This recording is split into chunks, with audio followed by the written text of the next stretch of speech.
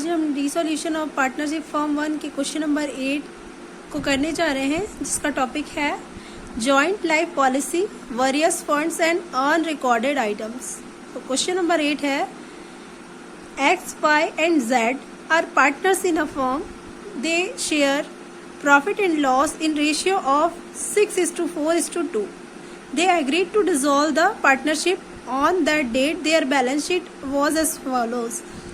Capital account of X 80,000, Y 40,000, Mrs. X's loan 20,000, life policy fund 28,000, investment fluctuation fund 12,000, provision for doubtful debts 1,200, sundry creditors 37,000. Plant है 81,000, investment 41,660, stock 15,100, sundry debtors 18,600, bank 10,840, Z's capital account 23,000, joint life policy 28,000. Surrendered value of life insurance policy was rupees 24,000 and investment was taken over by X for rupees 35,000. X agreed to discharge his wife's loan. Y accepted the stock at 14,000 and debtors amounting to rupees 10,000 for 8,000. Plant was sold for rupees 1,10,000. The remaining debtors realized 50% of book value.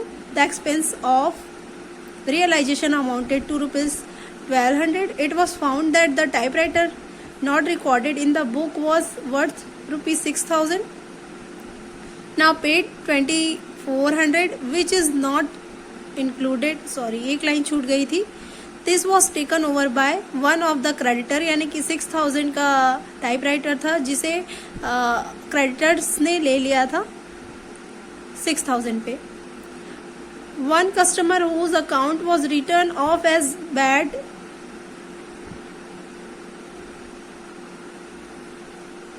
now paid 2,400 which is not included in 18,600. यानी debtors की value है जो 24,000 include नहीं था, इसे हम include करेंगे. Prepare realisation account, cash account, partners capital account to close the books of the firm.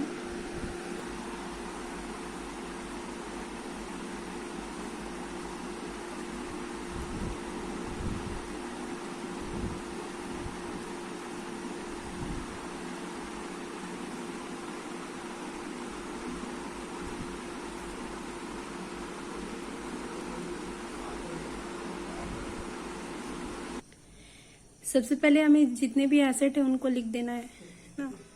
तो यहाँ पे हम लिख लेते हैं 2 एसेट्स. प्लांट था हमारा 81,000 का एंड इन्वेस्टमेंट है 41,660, स्टॉक 15,100, sundry debtor था हमारा 18,600 एंड जॉइंट लाइफ पॉलिसी है हमारा 28,000. वैसे ही लायबिलिटी हम लिख लेंगे बाय लायबिलिटीज में आ जाएगा हमारा Mrs X's loan, life policy fund,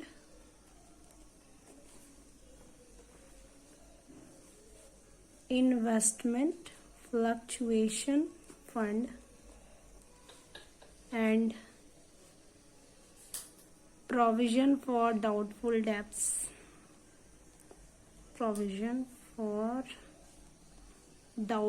debts. Sundry creditors.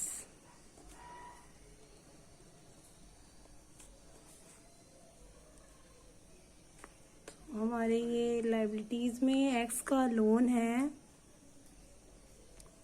20,000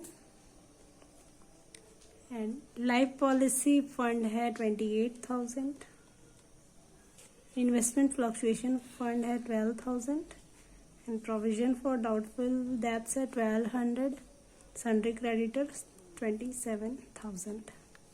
इसके बाद हमें क्या करना है, जितना भी पहले यहाँ पे बोला गया है surrendered value of life insurance policy was 24,000, तो यहाँ पे हम लिख लेंगे लाइफ पॉलिसी हमारा एसेट होता है, तो एसेट का यहाँ पे सरेंडर्ड वैल्यू हम क्रेडिट साइड में लिख लेंगे by joint life policy 24,000 and investment was taken over by X for ₹35,000, यानी इन्वेस्टमेंट को एक्स ने ले लिया है, तो इन्वेस्टमेंट एसेट है, तो यहाँ पे आ जाएगा बाय एक्सिस कैपिटल अकाउंट। यहाँ पे हम लिख ले रहे हैं इन्वेस्टमेंट 35,000। एक्स जो है मिसेस एक्स का लोन जो है, एक्स है अपनी वाइफ का जो लोन है डिस्चार्ज कर ले रहा है, तो यहाँ पे लायबिलिटी का यहाँ पे आ जाएगा टू एक्सिस कैपिटल अकाउंट 20,000। यहाँ पे मिसेस एक्सिस लोन है ये। क्वेश्चन में बोला गया है कि वाई ने 14,000 का स्टॉक और 10,000 का प्लांट 8,000 में ले लिया है, तो यहाँ पे हम लिखेंगे by Y's capital account stock and plant. तो वाई ने स्टॉक लिया था, यहाँ पे प्लांट नहीं है डेप्टर है, तो वाई ने स्टॉक लिया 14,000 में एंड 10,000 का डेप्टर्स उसने 8,000 में लिया था, ये टोटल 22,000 आ जाएगा। प्लांट से रियलाइज हो रहा था हमें 1,10,000, तो यहाँ पे हम लिख लेंगे बाय बैंक अकाउंट, यहाँ पे प्लांट 1,10,000। यहाँ पे बोला गया जो बचे हुए डेप्टर है उनसे 50% वसूल हो रहा है, तो यहाँ पे हम बाय बैंक अकाउंट डेप्टर से वसूल कर रहे हैं, तो इसका वर्किंग नोट बनेगा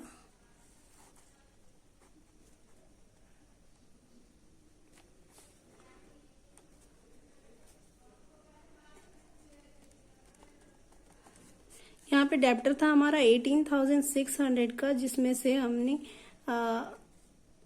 वाई को 10,000 में बेच दिया था, पर उससे तो यहाँ पे आ जाएगा हमारा 86,100 का 50% 4,300। एक कस्टमर था जिसने लास्ट में 2,400 और पे कर दिया था, इसे भी हम ऐड कर लेंगे, तो ये आ जाएगा हमारा 6,700 डेप्टर से रियलाइज होगा। रियलाइजेशन एक्सपेंस को हम लिखेंगे to bank account question bracket में हम लिख ले रहे हैं एक्सपेंस। रियलाइजेशन एक्सपेंस था हमारा 1,200। एक 6,000 का टाइपराइटर था जिसे एक क्रेडिटर ने ले लिया था, जिसका रिकॉर्ड बुक में नहीं किया गया था, तो हम यहाँ पे क्रेडिटर को पेमेंट करेंगे, उसमें से 6,000 कट कर लेंगे, तो यहाँ पे हम लिखेंगे टू बैंक अकाउंट क्रेडिटर। 37,000 का क्रेडिटर था हमारा, उसने 6,000 का टाइपराइटर ले लिया था, तो यहाँ पे इसकी वैल्यू आ जाएगी 31,000। यहाँ पे लाइबिलिटी का टोटल आ रहा है 98,200 एंड एसेट का टोटल आ रहा है 1,84,360। यहाँ पे टोटल कर लिया हमने। क्रेडिट का टोटल आ रहा है 2,95,900 एंड डेबिट का टोटल आ रहा है हमारा 2,36,560। यहाँ पे 2,95,000 में 2,95,900 में हम लोग 2,36,560 माइनस कर लेंगे, तो हमारा ये जाएगा प्रॉफिट 59,340। इसे हम एक्स वाई जेड को डिस्ट्रीब्यूट कर लेंगे, तो यहाँ पे X Y Z X's capital and Y's capital सभी का कैपिटल अकाउंट में आ जाएगा। इसका हो जाएगा हमारा 29,670 एंड इसका आ जाएगा 19,780 एंड इसका आ जाएगा जेड का 9,890। टोटल आ जाएगा 2,95,900। इसके बाद हम पार्टनर्स कैपिटल अकाउंट बना लेंगे। पार्टनर्स कैपिटल अकाउंट में सबसे पहले उनका बैलेंस जो था कैपिटल बैलेंस, इसे हम लिख लेंगे क्रेडिट साइड पे बाय बैलेंस BD। एक्स का बैलेंस था 80,000 एंड वाई का 40,000। जेड का बैलेंस डेबिट साइड पे आएगा, टू बैलेंस ब्रॉट डाउन 23,000। इसके बाद एक्स ने जो इन्वेस्टमेंट लिया था 35,000 को, उसे हम डेबिट साइड पे लिख लेंगे एक्स के कैपिटल में रियलाइजेशन के नाम पे, टू रियलाइजेशन अकाउंट। एक्स ने 35,000 इन्वेस्टमेंट लिया था एंड वाई ने स्टॉक एंड डेब्टर लिया था टोटल 22,000 में, तो ये वाई के कैपिटल में डेबिट साइड पे चला जाएगा 22,000 एंड जेड ने कुछ नहीं लिया है तो इसे एज इट इज डैश कर लेंगे। एंड देन एक्स ने अपनी वाइफ का लोन डिस्चार्ज किया था 20,000 का, तो ये हम क्रेडिट साइड पे लिख लेंगे, तो ये आ जाएगा बाय रियलाइजेशन अकाउंट 20,000 एंड यहाँ पे रियलाइजेशन लॉस हुआ था एक्स वाई जेड का, उसे भी हम लिख लेंगे बाय रियलाइजेशन अकाउंट। एक्स का था 29,670 एंड वाई का था 19,780 एंड जेड का है हमारा 9,890। इसे टोटल कर लेना है। टोटल आ रहा है हमारा, एक्स का टोटल आ रहा है 1,29,670। यहाँ पे भी लिख लेंगे 29,670। इसमें माइनस करना है हमें 35,000, तो जो बैलेंस आएगा इसे हम इस साइड पे लिख लेंगे, टू बैंक अकाउंट। ये हमारा बैलेंस आ जाएगा 94,670 एंड देन वाई का टोटल आ रहा है हमारा 40,000 और 90,780 का टोटल 59,780। यहाँ पे भी लिख लेंगे 59,780। यहाँ पे 22,000 को माइनस कर लेंगे तो ये वैल्यू आएगी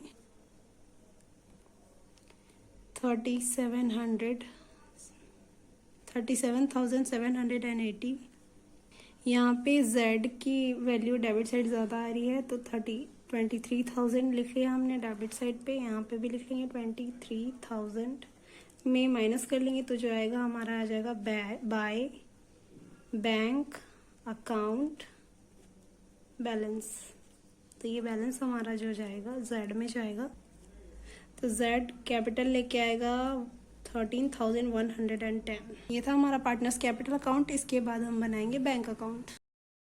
पर्टिकुलर अमाउंट दो कॉलम बनेंगे यहाँ पे बैंक अकाउंट के। यहाँ पे हमने क्या किया था, बाय रियलाइजेशन, क्रेडिटर से जो पेमेंट किया जा रहा था बाय रियलाइजेशन अकाउंट, ये है क्रेडिटर का पेमेंट। क्रेडिटर का पेमेंट हो रहा था 31,000 रियलाइजेशन अकाउंट में एंड बाय रियलाइजेशन अकाउंट ये था लिक्विडेशन एक्सपेंस 1,200 का एंड बाय एक्स के कैपिटल से आ रहा था 94,670 and by Y's capital account, Y की कैपिटल से आ रहा था हमारा 37,780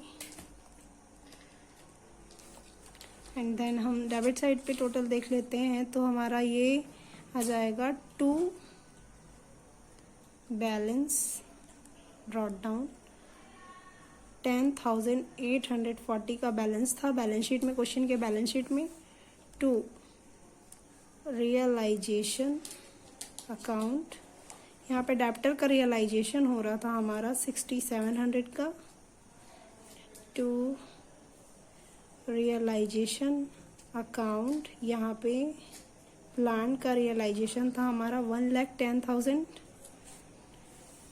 टू रियलाइजेशन अकाउंट, यहाँ पे मैंने जॉइंट लाइफ पॉलिसी जो लिखी थी उससे बैंक अकाउंट कर लीजिए आप लोग। Joint life by bank account, joint life policy का पेमेंट हो रहा है 24,000, ये भी बैंक अकाउंट में जाएगा। तो ये हमारा जॉइंट लाइफ पॉलिसी का पेमेंट है 24,000। एंड टू जेड्स कैपिटल अकाउंट, जेड के कैपिटल में बैंक बैलेंस था हमारा 13,110। दोनों का टोटल, इसका टोटल करेंगे तो ये टोटल आ जाएगा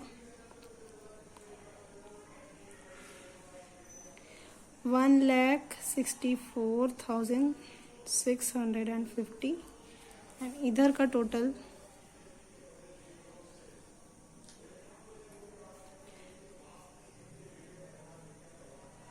1,64,650. Both sides are equal. Thanks for watching.